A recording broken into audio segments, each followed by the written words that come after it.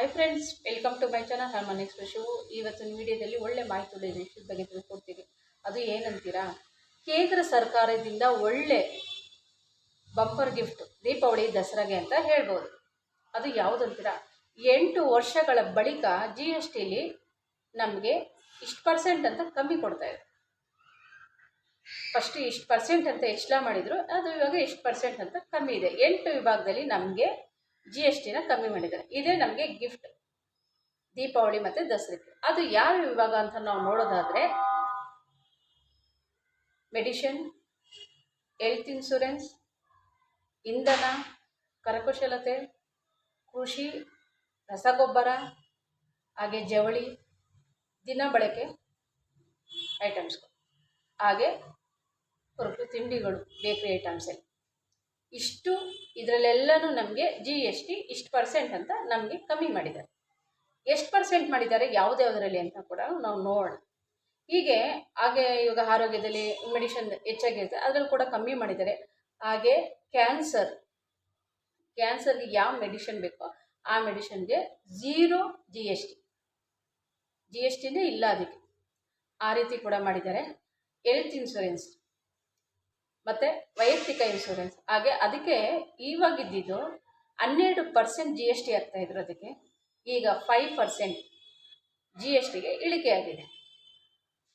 ಹಾಗೆ ದಿನಬಳಕೆ ಸಾಮಾನುಗಳು ಕೂಡ 12% ಇದ್ದಿದ್ದು ಅದು ಕೂಡ 5% ಕೂಡ ಇದು ಮಾಡಿದೆ. ಹಾಗೆ ಈ ತಿಂಡಿ ತಿನಿಸುಗಳಂದರೆ ಈ ಪಿಜ್ಜಾ, ಎಳ್ನೀರು, ಐಸ್ ಕ್ರೀಮು, ಹಪ್ಪಳ ಮತ್ತು ಬೆಣ್ಣೆ, ತುಪ್ಪ, ಹಣ್ಣುಗಳು, ಇದಕ್ಕೆಲ್ಲನೂ 12% ಇದ್ದಿದ್ದು ಅದು ಕೂಡ 5% GST ಕಮ್ಮಿ ಮಾಡಿದ್ದಾರೆ. 12%ಇಂದ 5%ಗೆ ಇಳಿಕೆಯಾಗಿದೆ. ಹಾಗೆ ವಾಹನಗಳು ಕೂಡ ಸಣ್ಣ ಕಾರ್ಗಳಿಗೆ ಅದು ಕೂಡ 28% ಇತ್ತು, ಈಗ 18%ಗೆ ಇಳಿಕೆ ಮಾಡಿದ್ದಾರೆ. ಹಾಗೆ ಬೈಕ್ಗಳು ಕೂಡ CC 350 ಬೈಕ್ಗಳು ಕೂಡ 28%ಇಂದ 18%ಗೆ ಇಳಿಕೆ ಕೂಡ GST ಆಗಿದೆ. ಬಿಡಿ ಭಾಗಗಳು, ಈಗ ಗಾಡಿಗಳಿಗೆ ಯಾವ್ದಾದ್ರು ವಾಹನಗಳಿಗೆ ಬಿಡಿ ಬ್ಯಾಗ್ಗಳು ಬೇಕಾಗುತ್ತೆ, ಅದು ಕೂಡ GST ಆಗ್ತಾಯಿದೆ, ಅದು ಕೂಡ ಕಮ್ಮಿ ಮಾಡಿದೆ. GST ಅದಕ್ಕೂ ಕೂಡ ಕಮ್ಮಿ ಆಗಿದೆ. ಹಾಗೆ ವಸತಿ, ಮನೋರಂಜನೆ ಪ್ರತಿಯೊಂದಕ್ಕೂ ಅದು ಕೂಡ GST ಆಗ್ತಾಯಿದ್ರು, ಅದು ಕೂಡ 100%ಇಂದ 5%ಗೆ ಇಳಿಕೆ ಆಗಿದೆ. ಹಾಗೆ ಕೃಷಿಗೆ ರಸಗೊಬ್ಬರ ಬೇರೆ ಬೇರೆ ಐಟಮ್ಸ್ಗಳಿದ್ರೂ ಅದು ಕೂಡ 18%ರಿಂದ 5%ಗೆ ಇಳಿಕೆಯಾಗಿದೆ. ಇದಕ್ಕೆಲ್ಲ 12%ರಿಂದ 5% ಇತ್ತು, ಕೃಷಿ ರಸಗೊಬ್ಬರಗಳಲ್ಲಿ 18%ರಿಂದ 5%ಗೆ ಇಳಿಕೆಯಾಗಿದೆ. ಹಾಗೆ ಬಟ್ಟೆ ಜವಳಿ ಕೂಡ 18%ರಿಂದ 5%ಗೆ ಇಳಿಕೆಯಾಗಿದೆ.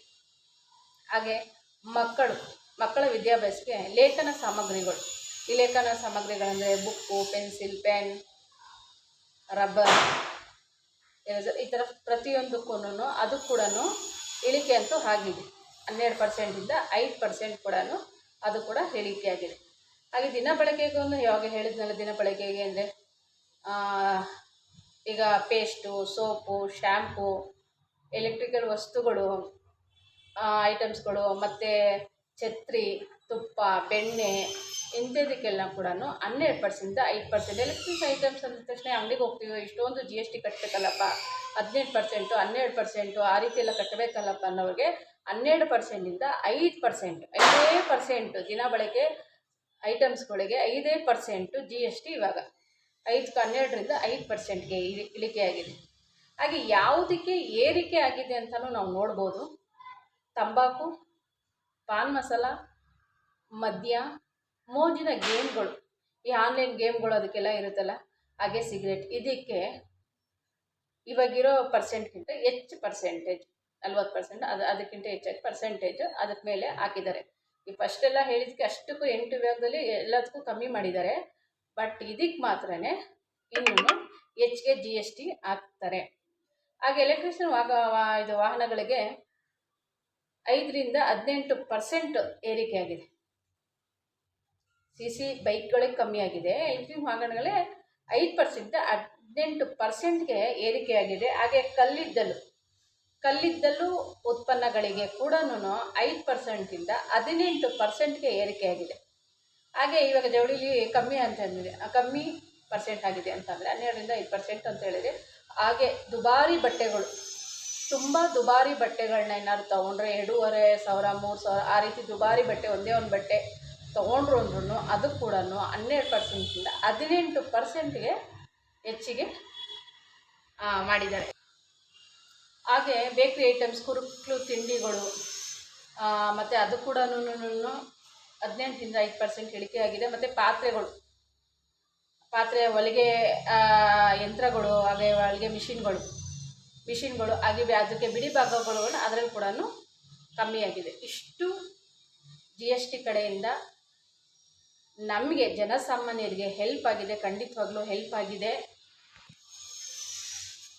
ಜನಸಾಮಾನ್ಯರಿಗೆ ಎಷ್ಟೊಂದು ಹೆಲ್ಪ್ ಆಗಿದೆ ಖಂಡಿತವಾಗ್ಲೂ ನಮಗೆ ತುಂಬ ಖುಷಿ ಆಗ್ತಾಯಿದೆ. ಎಲ್ಲೋದ್ರೂ GSTನೇ ನಮ್ಗೆ ಎಷ್ಟೊಂದು ದುಡ್ಡು ಆಗ್ತೈತಲ್ಲಪ್ಪ, ಇದಕ್ಕೆ 1000 2000 ಆ ರೀತಿ ಹೊಂಟೋಗ್ತಾಯಿತ್ತು. ಆದರೆ ಇನ್ನೊಂದು ಏನಂದರೆ ಕ್ಯಾನ್ಸರ್ ಔಷಧಿಗೆ 0% GSTನೇ ಇಲ್ಲ ಅಂತ ಹೇಳಿದ್ದಾರೆ. ಅದನ್ನೇ ತುಂಬ ಖುಷಿ ಆಗ್ತಾಯಿದೆ. ಖಂಡಿತವಾಗ್ಲೂ ಬೇಡದಿರೋ ವಸ್ತು, ಈ ತಂಬಾಕು, ಸಿಗರೇಟು, ಪಾನು ಮತ್ತು ಗೇಮ್ಗಳಿಗೆ ಹೆಚ್ಚಿನ GST ಆಗ್ತಾಯಿದ್ದಾರೆ. ಇದರಿಂದ ಆದ್ರೂ ಅದನ್ನು ಕಮ್ಮಿ ಮಾಡಿಕೊಳ್ಳಿ ಕೆಲವರು ಅಂತ ಅಂದಿಲ್ಲ. ಹಾಗೆ ಈ ವಿಡಿಯೋ ನಾನು ಫುಲ್ ನೋಡಿರ್ತೀರಾ, ಹಾಗೆ ಲೈಕ್ ಮಾಡಿರ್ತೀರಾ, ಸಬ್ಸ್ಕ್ರೈಬ್ ಮಾಡಿ ಫ್ರೆಂಡ್ಸ್, ಹಾಗೆಯೇ ಸಪೋರ್ಟ್ ಮಾಡಿ ಫ್ರೆಂಡ್ಸ್. Thank you friends.